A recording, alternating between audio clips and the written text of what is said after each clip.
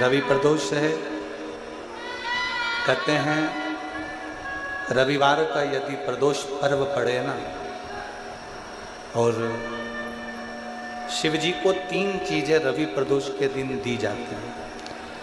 पहले नंबर पर 1 लोटा जल, दूसरे नंबर पर प्रदोष काल में दीपदान, और तीसरे नंबर पर भगवान शंकर के नाम का उच्चारण। पंचाक्षर मंत्र या षडाक्षर मंत्र या श्री शिवाय नमस्ते। जब कोई कह दे कि तुम्हारी जिंदगी में दुख ही दुख है, जब कोई कह दे तुम्हारे जीवन में कष्ट ही कष्ट है, तब एक काम चालू करो, शिव की आराधना। तब एक काम चालू करो, भगवान शंकर की आराधना। 3 चीजें अपना लो। पहले नंबर पर शिव जी के मंदिर में 1 लोटा जल चढ़ाना।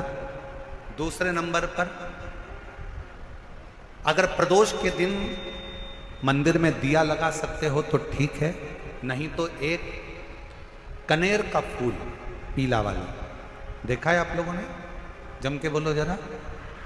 पीले कलर का कनेर का फूल एक प्रदोष के दिन, प्रदोष काल के समय पर अगर दीप लगा सको तो ठीक है, नहीं तो एक कनेर का फूल पीले कलर का, शिव जी के अशोक सुंदरी का स्पर्श। अशोक सुंदरी वाली जगह मालूम है ना आप लोगों को?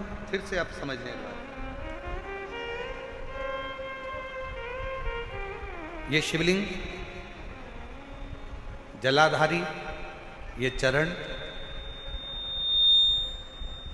राइट में गणेश जी, लेफ्ट में कार्तिकेय जी, मध्य भाग में जो एक मोटी सी लाइन होती है वो अशोक सुंदरी का स्थान होता है। जहां पर शिवलिंग रखा हुआ है ये पार्वती जी का हस्तकमल। शिवलिंग के ऊपर जो कलश में से एक एक बूंद पानी गिरता है वो शंकर जी की 5 लड़कियां हैं, जया, विषहरा, शामली बारी, दौतली, देव। शिव जी के 6ठे नंबर की लड़की अशोक सुंदरी मध्य भाग में। जब एक कनेर का फूल प्रदोष के दिन, प्रदोष काल में अशोक सुंदरी वाली जगह पर स्पर्श कराकर शिव जी को समर्पित करना। 3 क्रम है, अगर बन सके तो करो। पहला 1 लोटा जल चढ़ाना।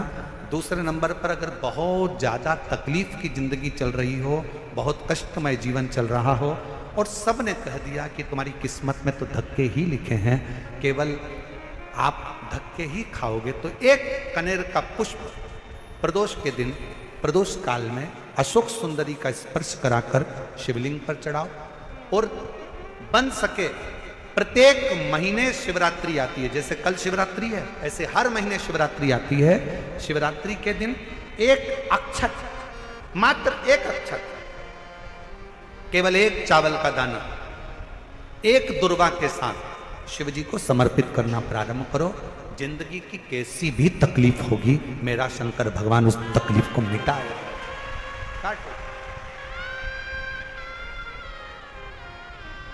शिव की आराधना,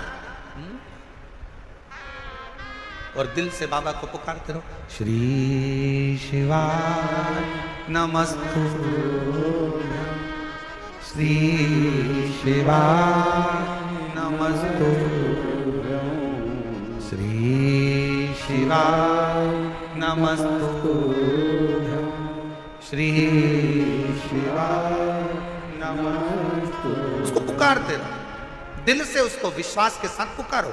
पार्वती जी के भाग्य में लिखा था कि इनको जो पति मिलेगा वो नग्न वेशधारी मिलेगा, जटाजूड़ वाला मिलेगा, भस्म रमाने वाला मिलेगा, पर उन्होंने, पार्वती जी ने शिव जी की आराधना करना प्रारंभ करी। और जब भगवान शंकर की आराधना करना प्रारंभ करी तो भगवान शंकर ही उनको पति के रूप में मिल गए। और जब स्वयं देव अधिदेव महादेव हमारे भाग्य में अगर आ जाते हैं तो बाकी के भाग्य की सारी रेखाएं अपने आप सीधी हो जाती। सब देखा, शिव को पुकारो।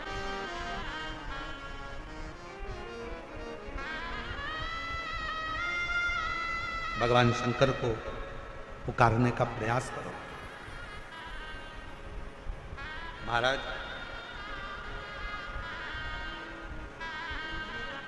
शिव महापुराण की कथा एक बड़ी सुंदर बात कहती है, बहुत सुंदर। जिसके दिन खराब चल रहे हो ना, तुम्हें मालूम है कि तुम्हारा रिश्तेदार के दिन खराब चल रहे हैं, उसकी तकलीफ की जिंदगी चल रही है, उसको कष्ट है। हम जानते हैं कि दिल्ली वालों को इतना समय नहीं है, मुंबई वालों को इतना समय नहीं है, बड़े बड़े शहर वासियों को इतना समय नहीं है, पर शिव महापुराण की आज की बात को लेकर जाना।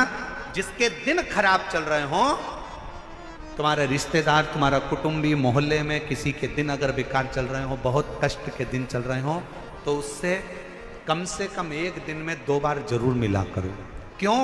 उसके दिन भले खराब चल रहे हैं, पर एक ना एक दिन मेरा बाबा उसका हाथ पकड़कर उसको उन्नति की सीढ़ी पर जरूर चढ़ा। अगर किसी के दिन खराब चल रहे हैं तो उससे 2 बार मिलो।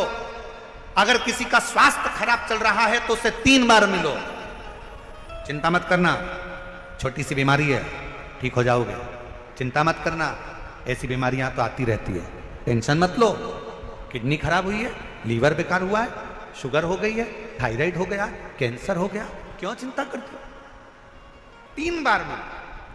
किसी के दिन खराब चल रहे हैं तो 2 बार मिलो, किसी का स्वास्थ्य खराब है तो 3 बार मिलो। और घर में अगर बुजुर्ग माँ बाप हैं और उनके प्राण छूटने का समय है, तो शिव पुराण की कथा कहती है उनकी सेवा में 24 घंटे लग जाओ। 24 अपने बुजुर्ग माँ बाप की सेवा में, अपने बुजुर्ग माता पिता की सेवा में हर घड़ी लगे, हर पल लगे, हर घड़ी करो सेवा। जैसे प्रदोष के दिन, प्रदोष काल में जलाया गया दीप, प्रज्वलित करा गया दीप 5 स्थान पर फल देता है। कितने स्थान पर फल देता है? 5 स्थान पर। आप में से कितने लोग हैं जो प्रदोष के दिन दीप लगाने मंदिर जाते हैं या शंकर जी के मंदिर पहुंचते हैं? बहुत बहुत प्रणाम आपको, साधुता जानना चाहिए। अपना प्रदोष के दिन, प्रदोष काल में लगाया गया दीपक 5 स्थान पर फल देता है। पहला स्थान, अगर हमको या हमारे परिवार में किसी को काल सर्प दोष है तो हमारा प्रदोष का लगाया गया दीपक कहीं पूजन मत कराओ, वो दीप जलाने से ही काल सर्प दोष समाप्त होता चले जाता है। दूसरा स्थान, पितृदोष। अगर किसी ने कह दिया कि तेरे घर में पितृदोष है, तेरे घर में, कई लोग बता देते हैं कि तुम्हारे घर में, कई माताएं पूछती हैं मेरे घर में बेटा नहीं, मेरे घर में 3 बेटी हो गई, 4 बेटी हो गई, 5 बेटी हो गई, बेटा नहीं है, बेटा नहीं, तो किसी ने कह दिया पितृदोष है। अब तुम शंकर जी की पूजन कर रहे हो, शंकर जी पे जल चढ़ा रहे हो, शिव की स्तुति कर रहे हो, तो किसी किसी की यहाँ 3 बेटियों के बाद, 4 बेटियों के बाद, एक माता ने तो लिखा है कि उसके यहाँ 2008 में उसके घर में लड़की ने जन्म लिया था, या 2008 में उसके घर में बच्चे ने जन्म लिया था, लड़की ने। उसके बाद फिर लड़की ने जन्म लिया और उसके बाद उसके घर में कोई पुत्र का योग नहीं बना। तब उसने प्रदोष के समय पर शाम को दिया लगाना प्रारंभ करा और 2008 में बच्ची जन्मी थी और अब 2024 में उसके घर में लड़के ने जन्म लिया।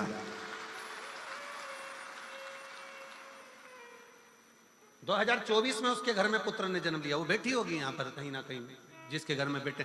पहले की लड़की हुई, फिर 2 जुड़वा लड़की हुई, जुड़वा लड़की में से एक लड़की शांत हो गई, फिर आखिरी में बच्ची के कारण बस संतान प्राप्ति का योग नहीं बना। आखिरी में उसने फिर पुनः भगवान शंकर के प्रदोष काल में दीप जलाना प्रारंभ कर। कहीं बैठी हो तो हाथ हिला सकती हैं, अगर कहीं बैठी हो।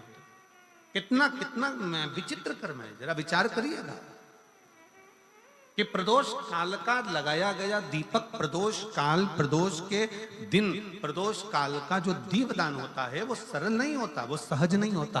5 स्थान की पूर्ति करता है। पहला, जम के बोलो, पहला स्थान किस चीज के लिए? काल सर्पदोष के लिए। दूसरा, पितृदोष।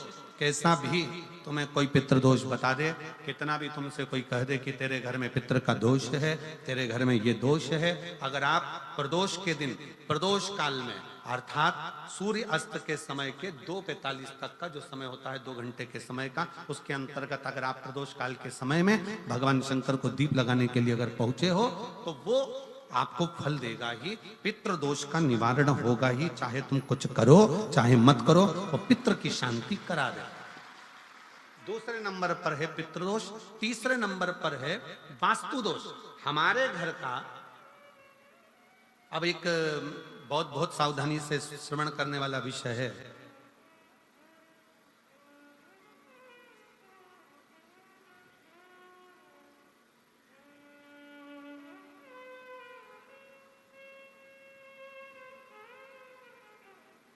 यदि वंश की वृद्धि नहीं है, 30 वर्ष शादी के हो गए, 40 वर्ष शादी के हो गए और औलाद है ही नहीं, डॉक्टर ने भी हाथ ऊंचे कर दिए, टेस्ट पे भी करवाया, IVF करवाया, सब कुछ तुमने करवा लिया, तो भी औलाद नहीं है, तब आखिरी में एक काम चालू करो, प्रदोष का दिन दोनों पति पत्नी व्रत चालू कर दो प्रदोष का, और प्रदोष काल में शाम के समय जाकर एक ही दिए में 2 लंबी बाती जानते हो ना, रुई की लंबी कपास की बाती 2, और दोनों बाती एक ही दिए में रखकर पति पत्नी दोनों उसको प्रज्वलित करना प्रारंभ करें, बाबा संतान देकर ही रहेगा, औलाद आएगी ही। दीप की जो बाती में अंतर आ जाता है, एक गोल बाती में और लंबी बाती में अंतर आता है, बहुत अंतर आता है। पितरों के लिए गोल बाती का प्रयोग बहुत कम होता है महाराज, देवी जी के लिए, माता रानी के लिए, जगत जननी के लिए गोल बाती का प्रयोग बहुत कम होता है महाराज, ध्यान रखिएगा। एक पितर के लिए, एक जगत जननी जगदम्बा दुर्गा भवानी के लिए गोल बाती का प्रयोग कम होता है, लंबी बाती का प्रयोग ज्यादा होता है। क्यों? क्योंकि हमारे घर के कुल देवी और हमारे घर के पितर हमारे वंश की वृद्धि करें, इसलिए लंबी बाती रखी जाती है, जिससे हमारा वंश बहुत लंबा चले, बहुत उन्नति की ओर बढ़े, इसलिए लंबी बाती का प्रयोग किया। शिव महापुराण की कथा कहती है 5 जगह पर हमारा जलाया गया एक दीप जो प्रदोष के दिन प्रदोष काल में लगाया जाता है, 5 जगह पर भारी पड़ता है। पहले नंबर पर जम के बोलते जाओ, काल सर्प दोष। दूसरे नंबर पर पितृदोष। तीसरे नंबर पर घर का वास्तु दोष। हमारे घर में कितना भी वास्तु दोष है, कोई ने कह दिया यहाँ बाथरूम नहीं बनना थी, यहाँ पर शौचालय नहीं बनना था, यहाँ सीढ़ी नहीं बनना थी, वो सीढ़ी वहां बनना थी, ये सीढ़ी वहां बनना थी। तुम पूरा घर तुड़वा के देख लो, उसके बाद में जैसा वास्तु वाले हैं वैसा करा कर देख लो, उसके बाद भी तुमको शांति नहीं मिले तो समझ लेना कि तुम्हारे घर में अब वास्तु दोष तो तुमने दिखाकर समाप्त कर लिया, फिर भी वो समाप्त नहीं हो रहा, तो प्रदोष काल का लगाया गया प्रदोष के समय का दिया आखिरी में वास्तु दोष को भी समाप्त कर देता है और उसमें भी फल प्रदान करता है। काल सर्प दोष, पितृदोष, वास्तु दोष। चौथे नंबर पर 1 रुपया कमाया, 1.25 रुपये खर्च हुआ, पैसा आया गया, ये चौथे नंबर का। व्यापार में थोड़े दिन दुकान अच्छी चली, थोड़े दिन बैठ गए, थोड़े दिन काम चला, थोड़े दिन बैठ गए, गाड़ी चली थोड़े दिन फिर बैठ गए, अर्थात हमारी फैक्ट्री थोड़े दिन चली फिर बैठ गए, कहीं ना कहीं तकलीफ, थोड़े दिन खाते थोड़े दिन रोते वाला चल रहा है। तो प्रदोष काल का, प्रदोष के समय का दिया इस दुख को समाप्त कर कर रेगुलर एक जैसी सांझी, एक जैसी लक्ष्मी की वृद्धि करते चले गए, प्रदोष काल का। और 5वें नंबर का प्रदोष काल का दिया, प्रदोष समय का दिया 5वें नंबर पर रोग का निवारण करता, रोग निवारण।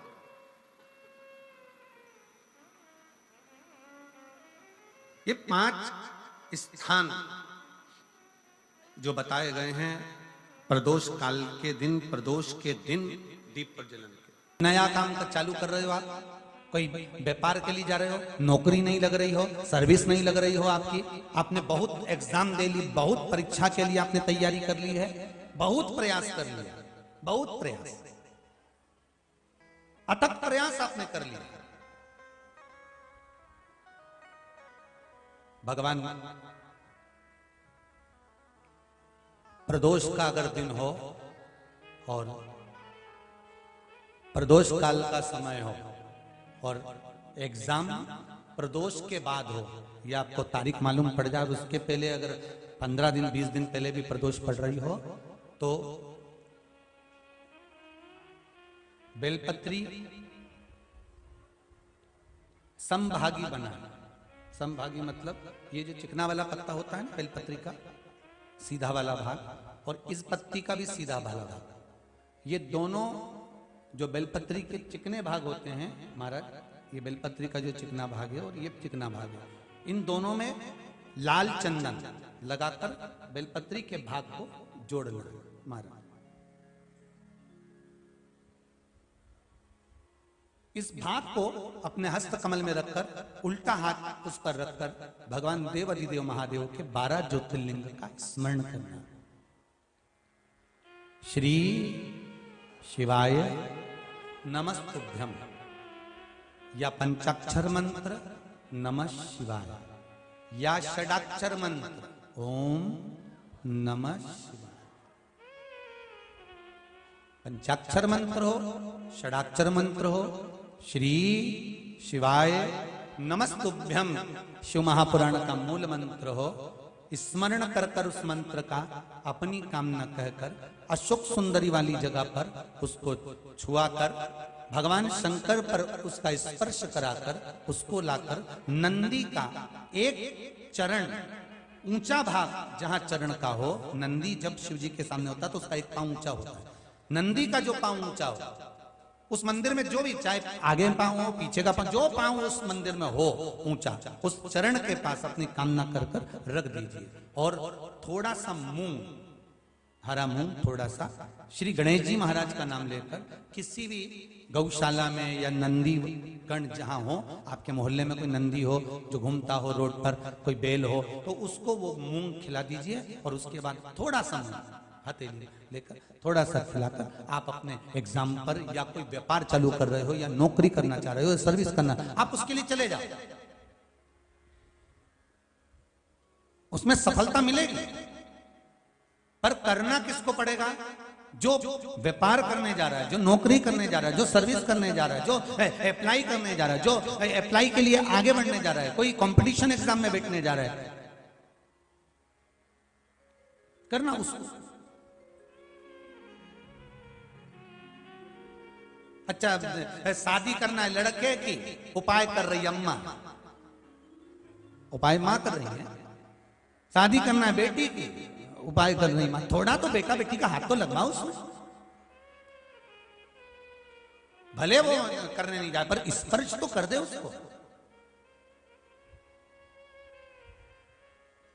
फिर कल वाली बात आ गई महाराज, तुम समोसा खाओगे तो तुम्हारे पेट में जाएगा, वो खाएगा उसके पेट में जाएगा। तुम भजन करोगे तुम्हें मिलेगा, वो करेगा उसको मिलेगा। दान तुम करोगे तुम्हारे खाते में जाएगा, वो करेगा उसके खाते में जाएगा।